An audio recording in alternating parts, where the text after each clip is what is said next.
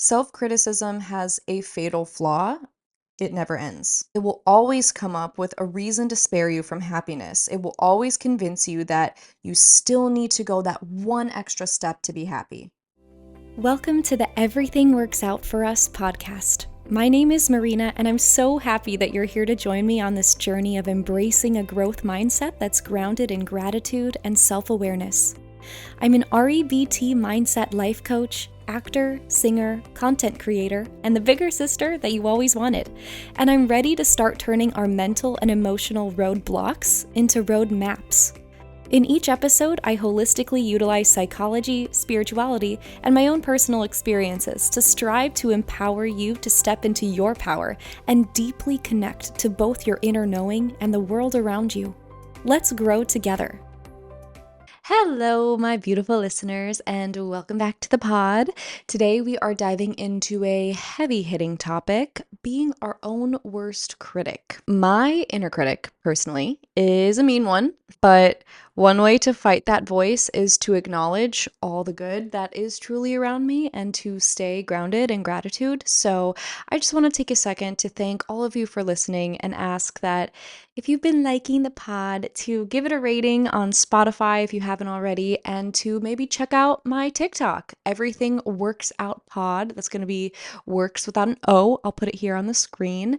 I'm posting daily content about spirituality, manifestation, dating, relationships, psychology, all the works, all the good stuff. So yeah, it's hard to put yourself out there, but I love making these episodes for everyone who will listen, and my inner critic can sit here and say, it's tacky to self-promote, but screw it. Today's about challenging your inner critic, so I'm challenging her and I'm proud of the work that I'm doing. So I want to attract more like-minded people and help as many people as I can. So yeah. Thank you guys for listening. I really appreciate all of you genuinely from the bottom of my heart.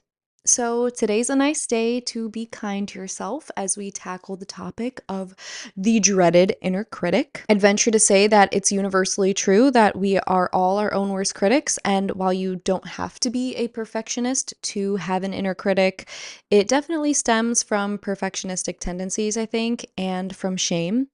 And in a society that praises, congratulates, and admires success, beauty, fame, or popularity, and outward happiness, it's no wonder that we struggle with ourselves when we feel like we haven't reached those nearly unattainable standards. It can become difficult to acknowledge our own worth when we feel like we are always falling behind, running to catch up, or unable to attain these standards. And then we criticize ourselves and unintentionally begin to actually hold ourselves back. So, today we're chatting about the psychology behind why we are our own worst critic and how we can overcome that critical voice and maybe work with it to motivate us instead of letting it convince us that we will never be good enough. Whether you're 8 years old and you didn't make the baseball team, or you're in high school and you didn't get the lead in the school play, you're 18 and you didn't get good enough grades to get accepted into your dream college, you're 21 and you hate your body, you're 25 and you didn't get the promotion, you're 30 and you're still single, you're 45 and your kids are embarrassed when you drive them to school, you're 60 and your skin isn't as tight as it used to be, or you're 80 and you're struggling to walk. The feeling of not being good enough is unfortunately ageless. Instead of facing the rejection, the doubt, or the disappointment, the critic voice hops in to double down and make things worse. A few episodes ago, I talked about closure and how humans are natural storytellers. We like beginnings, middles, and ends, and we like reasons and explanations. And those little critics in our brain love to make up reasons for our perceived shortcomings. And who's always first to blame?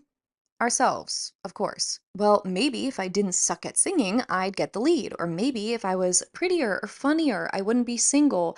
Maybe if I were smarter, then I would have gotten the promotion. Where do these critics come from? For some of us, they could have been established in childhood. We may have received programming from our caregivers that in order to be lovable, we need to get good grades or to live up to a certain set of expectations that they set. Or even if those expectations were never explicitly set, maybe we learned it through an experience that we were praised only when we did good things. like when we won first place in the spelling bee, or when we didn't cry when we skinned our knee, even though we were bleeding and it hurt really badly. Messages like these internalize into shame, teaching us that it's wrong to cry or to show emotions, or we're not worthy of love and praise if we don't win because that makes us stupid.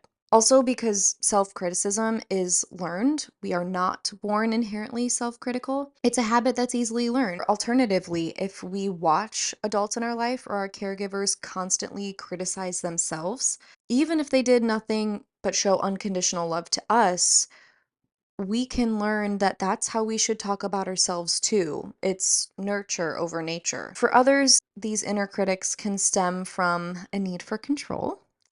Again, back to the storytelling and rationalizing aspect of our brain, if we feel that we can nitpick every single reason why we didn't get something or why our failure happened the way that it did, well, then maybe we can control the outcome next time. If I could just be more like so and so, then I'd be worthy of getting that thing. I'd be worthy of that money or that car or that job or that relationship. I should just work harder. I should just be better. I should just be different. The critical voice doesn't necessarily have to develop in childhood either. It can develop at any point in our lives, and it can stem from many different voices. We're obviously more impacted by those that we respect or look up to. And I know that some of my critics' voice has fed itself with voices of teachers and directors that I have looked up to, people in power, who very much told me that I would never be good enough to get where I wanted to be because of XYZ reasons about myself. My critic's voice fed itself from previous partners that I've loved, either from things that they said to me or stories that I've made up to try and make sense of the feeling of rejection and abandonment. And my critic's voice feeds itself from social media and from just regular Hollywood media in general. Comparison is truly the theft of joy. I deeply struggle with comparing myself and my body to others, as many of us do.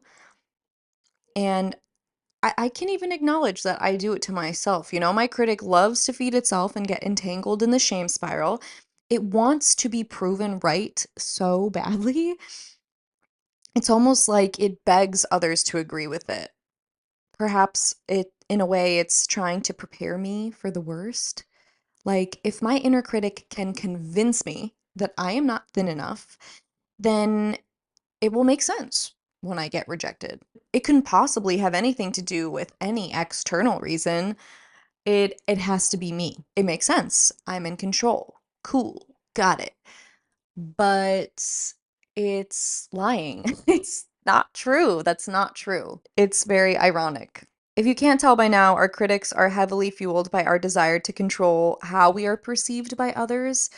Truly, why is it that we may feel like we are motivated by our critics to do or to be better? Why is it easier to be tough on ourselves when talking to someone else rather than to talk about our positive qualities? There's a fear of coming across as narcissistic or arrogant, perhaps, but a part of being humble is acknowledging your worth while also remaining open to feedback and taking accountability for your mistakes or failures.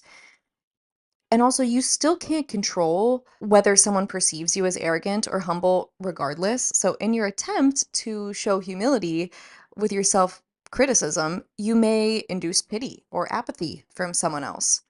No matter what you do, you can't control how you are perceived, so why self induce the pain? We can criticize ourselves into oblivion.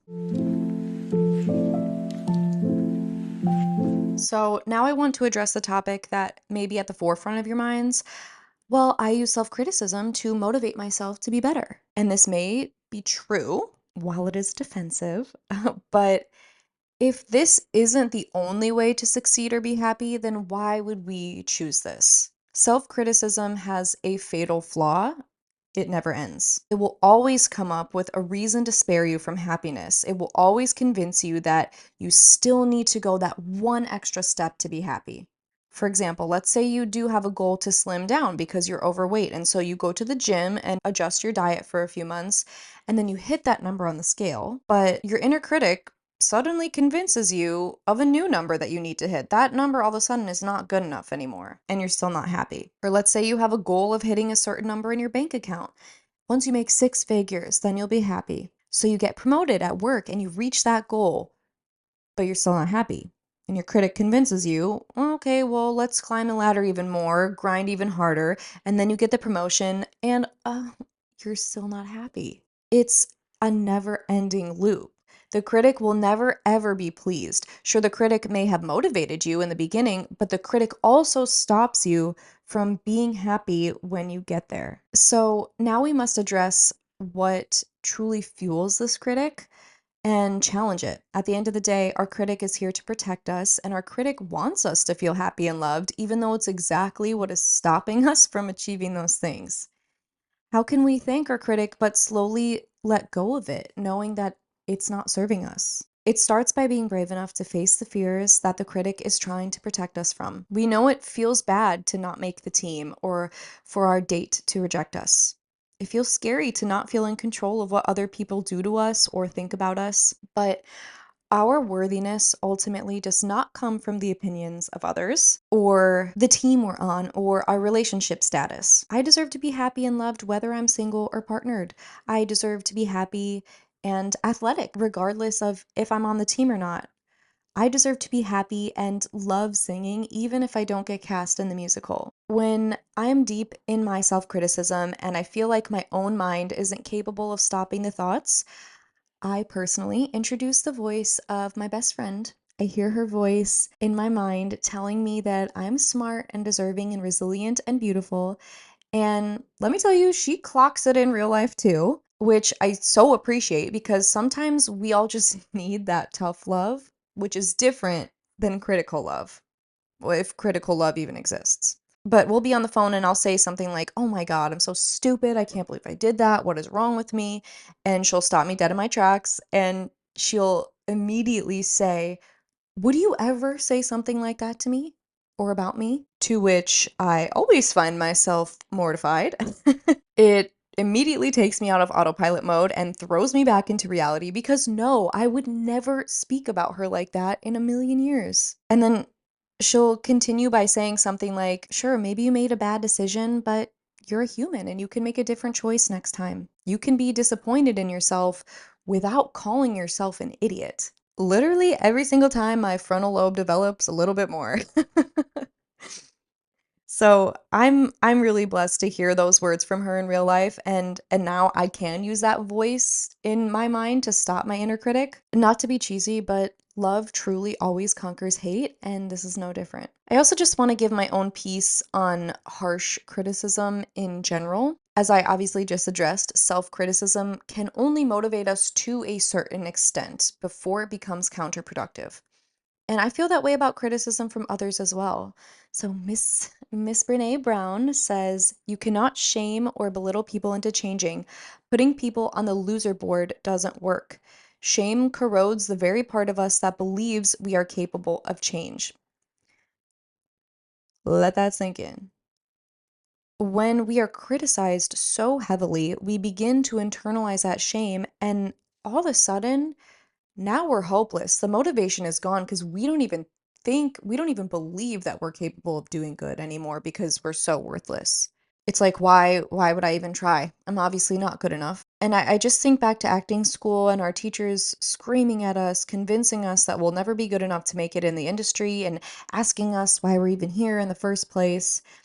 Teachers telling me that I'll never be funny enough, or if I can't direct a scene, I'll never be a good or successful actor. I'm not attractive enough, you name it. And in the beginning, their criticism motivated me to work harder and to prove that I deserved to be there. But as the years went by, I just felt more and more hopeless and internalized that shame and truly questioned why I was there. Am I actually good enough? They clearly are convincing me that I am not. And there's nothing I can do to change that. Their criticism became my own. And it's been an unbelievably huge challenge for me to untie their voice from my own voice. Their criticism is not truth, but now I have to very consciously remind myself of that on a daily basis, to be honest. And their criticism came from their own lack of self worth, all a projection. And I absolutely refuse to perpetuate that cycle. While I still battle with my own self critic every day, I refuse to be the critic in someone else's story like that. Shame fuels an inner critic, which ultimately will cause someone to shut down, and true motivation should come from constructive feedback, building trust, empowerment, and safety. Shame is not safety. These are all things that we can do with ourselves too. We must build trust with ourselves that we will follow through on our promises. We must build a safe space for ourselves and be open to failure. We can't grow if we never fail. We can stay humble enough to receive feedback from other people without internalizing it that we're bad or stupid or unworthy, and we can always work to change. Practicing self compassion is the antithesis to self criticism. We see how our loved ones light up when we celebrate their wins and when we acknowledge their losses, but let them know that they're still loved despite them, but despite their failures. Sometimes all we need to hear is, even though it didn't work out, it's still going to be okay. We're good enough to try again next time. We can pull ourselves up by the bootstraps and we are strong enough to do it again and try again. And for the record, I personally feel this way about some workout classes. I know that may be a little controversial, but I know a lot of people are motivated by aggression and getting yelled at, but me personally, girl, I'm unplug, shut down. The second that you yell at me, I'm out. And it's probably from school and my previous experience, but that kind of aggression will never ever motivate me. It will make me shut down and immediately feel not good enough and not worthy enough of being in the class. I'm not fit enough. I don't deserve to be there. I need to be gently told that I'm a being of God and my body is a temple and I can do whatever I set my mind to instead of being yelled at to pick up the pace in a 95-degree room. But, anyways, no hate, whatever works for you. If it doesn't make you internalize that shame, then go off and move your body and have fun.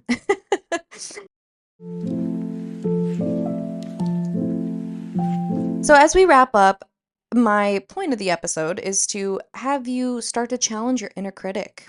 If you're just if you're defensive about it, maybe question that a little bit. Maybe try to show yourself some kindness when you catch yourself criticizing something about yourself. See if you can use kindness to motivate you as opposed to the criticism. The way that we talk to ourselves is a habit, and all habits can be broken or reformed. Lately, I've also been listening to and repeating positive affirmations every morning. It's something I used to talk about a lot when I started the pod. Even 10 minutes of doing this really helps with my self-talk and my inner monologue throughout the rest of the day. It sets the tone. It's the more that you talk about yourself positively, the less forced it will eventually feel, and the easier it will be to show compassion to the inner critic in the long run. I don't know if it's possible to completely break up with your inner critic and go no contact, if you will. It's giving toxic X. Even when you finally choose to cut things off, they may still appear every now and again. They may, especially in times when you feel extra vulnerable. But knowing that love conquers hate and knowing that at the end of the day, it's the voice of kindness and compassion that will help you get you to where you want to go, we can gently push the critic aside and not tolerate its BS for longer than a passing thought. It's like if a random stranger came up to us on the street and told us that we were stupid and untalented, we'd be like, okay, weirdo. We're not going to internalize that. We're not going to believe them. They don't know us. So when our inner critic says that we're stupid and untalented, why does that hold any more weight? Why should we believe them? Our inner critics can only hurt us if we let them. So, on that note, be kind to yourself today.